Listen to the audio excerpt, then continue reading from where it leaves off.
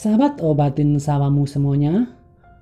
Pada video yang sebelumnya atau yang ini ya sahabat obatin sawahmu, tentang gejala dan penyebab penyakit patek yang sudah kita ulas. Nah, pada kesempatan ini obatin sawahmu akan membahas tentang cara pencegahan dan pengobatan penyakit patek pada tanaman cabai yang dikarenakan infeksi dari jamur Colectroticum capsicum dan Gliosporium sp ya sahabat obatin. Pasti petani jengkel ya jika tanaman cabainya terkena penyakit patek ini.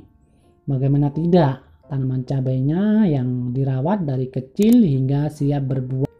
Ternyata tidak tahunya ya, setelah berbuah banyak tanaman cabainya yang busuk atau jelek karena terkena penyakit patek ini. Pasti petani pusing sekali ya melihat kondisi seperti ini. Petani harus tahu ya bahwa penyakit patek ini cepat sekali menyebarnya, terutama di musim hujan yang kelembabannya sangat tinggi ya. Jadi ini ya sahabat obatin sawahmu, langkah-langkah yang dapat dilakukan petani dalam pencegahan dan pengobatan penyakit patek ini agar tanaman cabainya sehat-sehat dan menghasilkan buah yang bagus ya. Yang pertama ya sahabat obatin sawahmu, menanam bibit yang tahan terhadap penyakit patek. Jadi bisa membeli benih yang tahan terhadap penyakit patek ini sebelum melakukan penanaman tanaman cabai ya. Atau kalau perlu bisa bertanya kepada PPL setempat agar dapat info tentang benih yang bagus dan tahan terhadap patek, dan kemudian membeli banyak sekali di pasaran benih yang bagus ya dan bersertifikat. Bisa dilihat ini contoh-contohnya di video ya.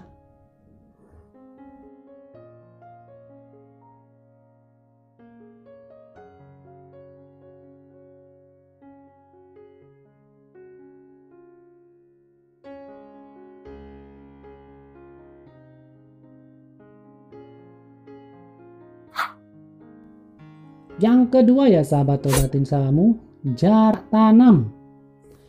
Ketika petani menanam tanaman cabai dengan jarak tanam yang terlalu rapat, ini bisa mengakibatkan penyakit patek cepat menyebar ya. Jika tanaman di sebelahnya terkena patek atau dan menempel di tanaman lainnya yang sehat, maka mengakibatkan tanaman lainnya juga tertular ya. Karena biasanya kalau terlalu rapat jaraknya itu kan daun-daunnya bisa menempel sana sini ya. Itu bisa cepat menyebarkan jamur Colectroticum sp dan Gliosporium sp ya sahabat obatin. Jadi para petani harus mengatur jarak tanam agar tidak terlalu rapat ya.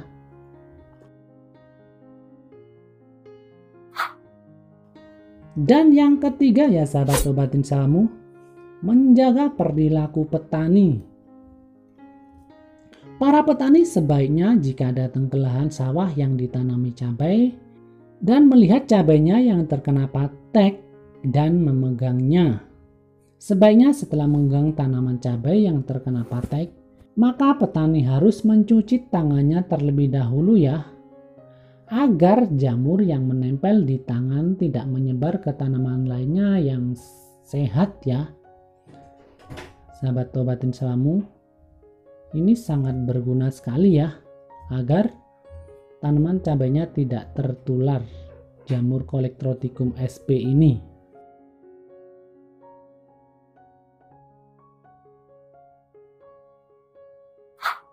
Dan yang keempat ya sahabat obatin sawahmu, pembuatan parit atau drainase ya sahabat obatin sawahmu. Atau drainase ini bertujuan menggenang di lahan cabai. Karena air yang mengenang bisa menyebabkan berbagai penyakit tanaman cabai ya sahabat obatin sawahmu. Salah satunya patek ini. Karena kalau tidak dibuatkan parit itu airnya menggenang ya, menyebabkan jamur-jamur itu senang sekali pada lahan yang tergenang.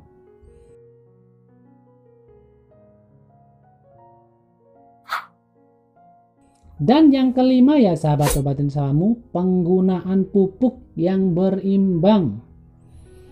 Para petani sebaiknya menggunakan pupuk kalsium atau menambahnya dengan dosis yang lebih banyak ya, karena pupuk kalsium ini berguna bagi akar tanaman agar tidak mudah terserang jamur.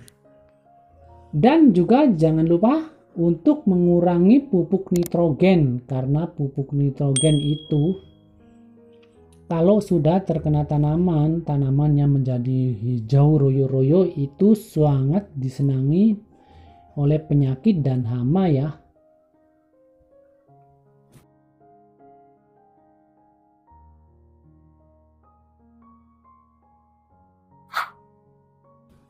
Dan yang keenam ya, sahabat obatin sahamu bisa melakukan penyemprotan fungisida yang bisa melindungi tanaman cabai dari penyakit patik ini.